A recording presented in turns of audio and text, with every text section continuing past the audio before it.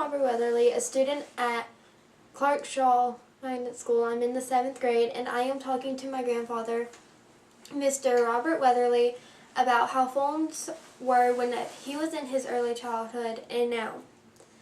You told me before about times before cell phones and how the phones were when you were younger. Yes.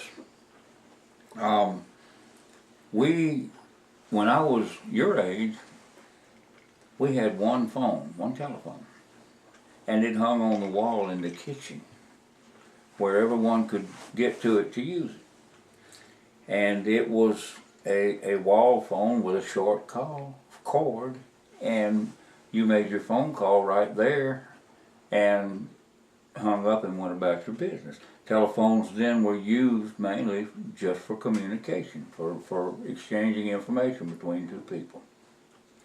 How many people were on a party line?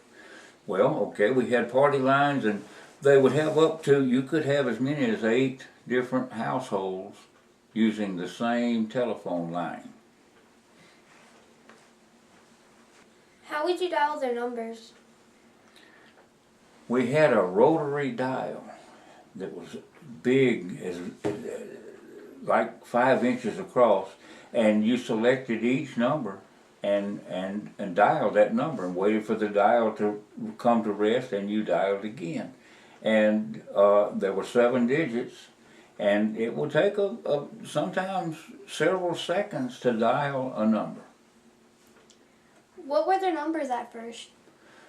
They were 7 numbers just like you have today, but they were often, because there weren't as many people, there weren't as many phone numbers, and they were, for example, today if your phone number was 479, back then it would be Glenwood 9 or Greenwood 9.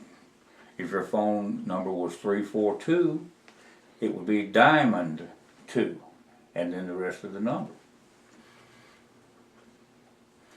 What type of noise did it make when someone was calling?